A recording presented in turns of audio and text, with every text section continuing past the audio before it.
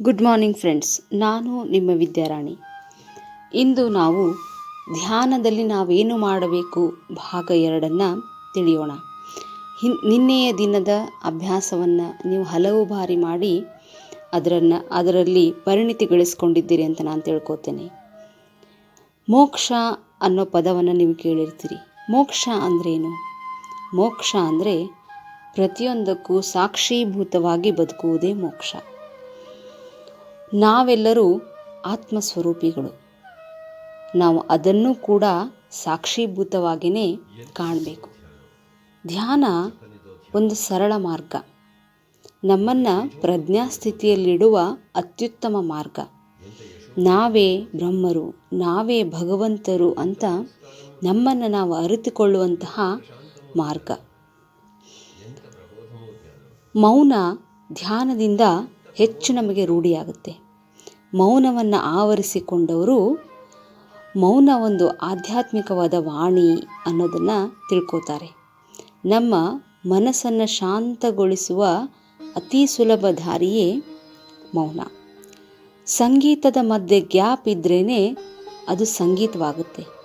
ಹಾಗೆ ನಮ್ಮ ಜೊತೆ ನಾವಿರೋದು, ನಮ್ಮನ್ನು ನಾವು ಇಷ್ಟಪಡೋದು ಕೂಡ ಒಂದು ಸಂಗೀತವೇ. ಧ್ಯಾನ ಅಂದರೆ ನಾನೇನೂ ಅಲ್ಲ ಅಂತ ತಿಳಿಯೋದು. ಪ್ರೇಮವೆಂದರೆ ನಾನೇ ಎಲ್ಲ ಅಂತ ತಿಳಿಯೋದು. ಇವೆರಡನ್ನೂ ನಾವು ನಮ್ಮ ಜೀವನದಲ್ಲಿ ಅಳವಡಿಸಿಕೊಳ್ತೀವಿ ಫ್ರೆಂಡ್ಸ್. ನಿನ್ನೆಯ ಭಾಗದಲ್ಲಿ ನಾವು ಮೊದಲನೇ ಹಂತದಲ್ಲಿ ನಮ್ಮ ಮೆದುಳು ಮತ್ತು ನಮ್ಮ ಮನಸ್ಸನ್ನು ಹೇಗೆ ಹೊಂದಾಣಿಕೆ ಮಾಡಿಕೊಳ್ಳೋದು ಅನ್ನೋದ್ರ ಬಗ್ಗೆ ತಿಳ್ಕೊಂಡಿದ್ವಿ. ಈಗ ಭಾಗ 2ರಲ್ಲಿ ನಮ್ಮ ಹೃದಯ ಮತ್ತು ನಮ್ಮ ಮೆದುಳು ಎರಡನ್ನು ಹೇಗೆ ಹೊಂದಾಣಿಕೆ ಮಾಡಿಕೊಳ್ಳೋದು ಧ್ಯಾನದಲ್ಲಿ ಅನ್ನೋದನ್ನು ನೋಡೋಣ. ನಿನ್ನೆಯ ಭಾಗವನ್ನು ಮತ್ತು ಇವತ್ತಿನ ಭಾಗವನ್ನು ನೀವು ಕಂಟಿನ್ಯೂಯಸ್ ಆಗಿ ಪ್ರಾಕ್ಟೀಸ್ ಮಾಡ್ತಾ ಹೋಗಿ. ನೀವು ನಿಮ್ಮ ಜಾಗೃತಿಯನ್ನು ನಿಮ್ಮ ನಾಸಿಕದಿಂದ ಅಂದರೆ ನಿಮ್ಮ ಮೂಗಿನಿಂದ ನಿಮ್ಮ ಹೃದಯದ ಕಡೆಗೆ ತೆಗೆದುಕೊಂಡು ಹೋಗಬೇಕು. ಈ ನಿಮ್ಮ ಶ್ವಾಸವನ್ನು ಹೃದಯ ಒಂದು ಪಾವನ ಅಂಗ, ಈ ಪಾವನ ಸ್ಥಾನದಿಂದಲೇ ತೆಗೆದುಕೊಳ್ಳೋದನ್ನು ಪ್ರಾರಂಭಿಸಬೇಕು. ನೀವು ಪ್ರತಿಯೊಂದು ಶ್ವಾಸವನ್ನು ಹೃದಯದಿಂದ ತೆಗೆದುಕೊಂಡಾಗ ಅತೀವ ಶಾಂತಿಯಿಂದ, ಅತೀವ ಪೂರ್ಣತೆಯಿಂದ ಶ್ವಾಸವನ್ನು ಅನುಭವಿಸೋದಕ್ಕೆ ಪ್ರಾರಂಭಿಸ್ತೀರಿ. ಶ್ವಾಸವನ್ನು ತೆಗೆದುಕೊಳ್ಳೋದ್ರ ಜೊತೆಗೆ ಅಲ್ಲಿ ಉತ್ಪತ್ತಿಯಾಗುವ ಅಂದರೆ ನಿಮ್ಮ ಹೃದಯದಲ್ಲಿ ಉತ್ಪತ್ತಿಯಾಗುವ ಭಾವನೆಗಳನ್ನು ಗಮನಿಸ್ತಾ ಹೋಗಿ ಫ್ರೆಂಡ್ಸ್.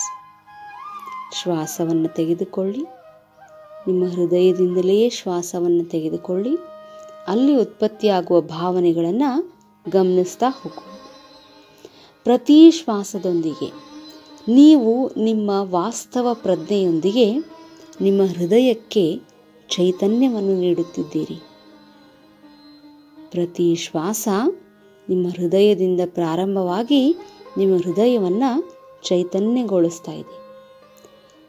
ನೆನಪಿಡಿ, ನಿಮ್ಮ ಗಮನ ಎಲ್ಲಿ ಹೋಗುತ್ತೋ ಅಲ್ಲಿ ನಿಮ್ಮ ಶಕ್ತಿ ಸಂಚಯವಾಗುತ್ತೆ. ಪ್ರತ್ಯೇಕ ಶ್ವಾಸದೊಂದಿಗೆ ನೀವು ನಿಮ್ಮ ಹೃದಯವನ್ನು ಅನುಪ್ರಾಣಿಸ್ತಾ ಇದ್ದೀರಿ. ನಿಮ್ಮ ಹೃದಯವನ್ನು ಪ್ರತಿ ಬಾರಿ ಶ್ವಾಸ ತೆಗೆದುಕೊಂಡಾಗ ಸಕ್ರಿಯಗೊಳಿಸ್ತಾ ಇದ್ದೀರಿ. ನಿಮ್ಮ ಹೃದಯದ ವೈಶಾಲ್ಯತೆಯನ್ನು ಹೆಚ್ಚು ಮಾಡಿಕೊಳ್ತಾ ಇದ್ದೀರಿ. ಈ ಭಾವನೆಗಳನ್ನು ಅನುಭವಿಸುತ್ತಾ ಹೃದಯದಿಂದಲೇ ಉಸಿರನ್ನು ತೆಗೆದುಕೊಳ್ಳಿ ಸ್ನೇಹಿತರೆ. ನಾವು ಅಸಾಮಾನ್ಯವಾದದ್ದನ್ನು ಪಡೆದುಕೊಳ್ಬೇಕು ಅಂತಂದರೆ ಅಸಾಮಾನ್ಯವಾದದ್ದನ್ನು ಅನುಭವಿಸೋದನ್ನು ಕಲಿಬೇಕು. ನಾವು ದಿವ್ಯತೆಯ ಅನುಭವವನ್ನು ಹೊಂದಬೇಕು ಅಂದರೆ ದಿವ್ಯ ಭಾವನೆಯನ್ನು ಧಾರಣೆ ಮಾಡಬೇಕು.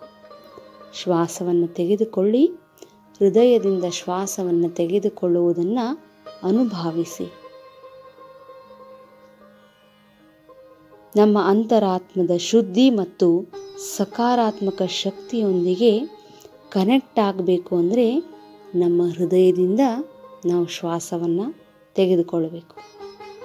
ಪ್ರತಿ ಶ್ವಾಸದೊಂದಿಗೆ ನೀವು ನಿಮ್ಮ ಆತ್ಮದ ಶುದ್ಧಿ ಮತ್ತು ಸಕಾರಾತ್ಮಕ ಶಕ್ತಿಯೊಂದಿಗೆ ಕನೆಕ್ಟ್ ಆಗ್ತಾ ಇದ್ದೀರಿ.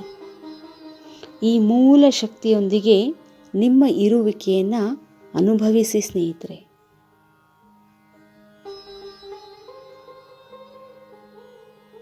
ಶ್ವಾಸವನ್ನು ತೆಗೆದುಕೊಳ್ಳಿ.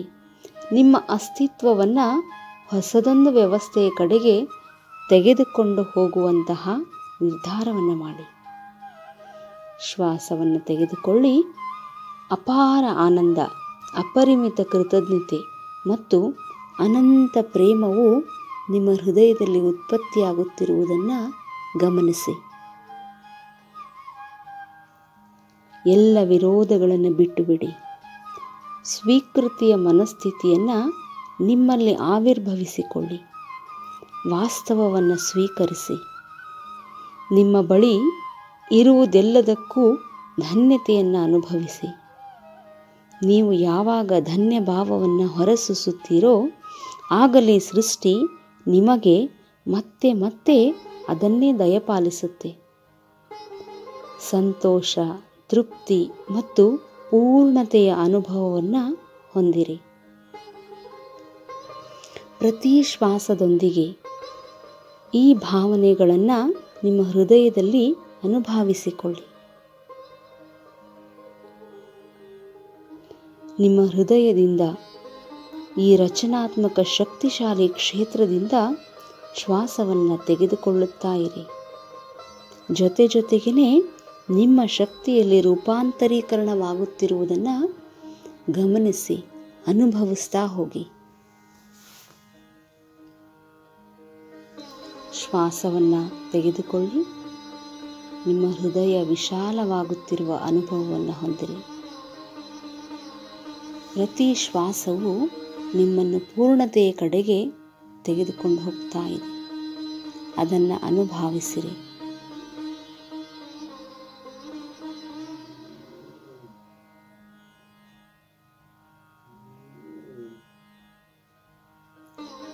ಶ್ವಾಸವನ್ನು ಹೃದಯದಿಂದ ತೆಗೆದುಕೊಳ್ಳಿರಿ.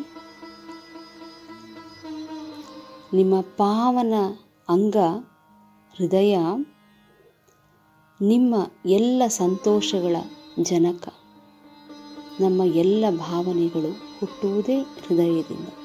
ಹಾಗಾಗಿ ಹೃದಯ ಮತ್ತು ನಿಮ್ಮ ಮೆದುಳು ಎರಡನ್ನು ಹೊಂದಿಸಿಕೊಳ್ಳುವುದು ತುಂಬಾ ಅಗತ್ಯ.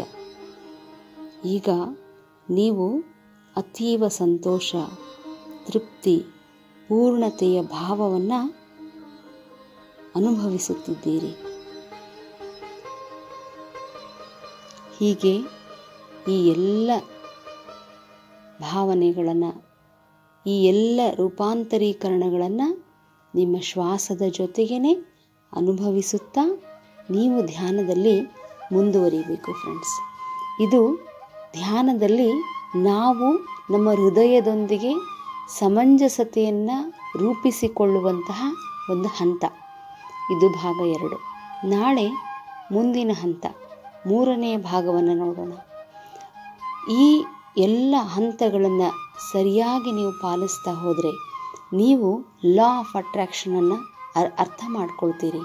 ಜೊತೆಗೆ ನಿಮಗೇನು ಬೇಕೋ ಅದನ್ನು ನಿಮ್ಮ ಸಂಕಲ್ಪ ಶಕ್ತಿಯಿಂದ ತುಂಬಾ ಸರಳವಾಗಿ ಪಡೆದುಕೊಳ್ಳಬಲ್ಲಿರಿ ಫ್ರೆಂಡ್ಸ್. ಹಾಗಾಗಿ ಇಂದು ಭಾಗ 1 ಮತ್ತು ಭಾಗ 2 ಮತ್ತೆ ನೀವು ದಿನದಲ್ಲಿ ಹಲವು ಬಾರಿ ಪ್ರಾಕ್ಟೀಸ್ ಮಾಡಿ. ಶುಭ ದಿನ ಫ್ರೆಂಡ್ಸ್. Thank you.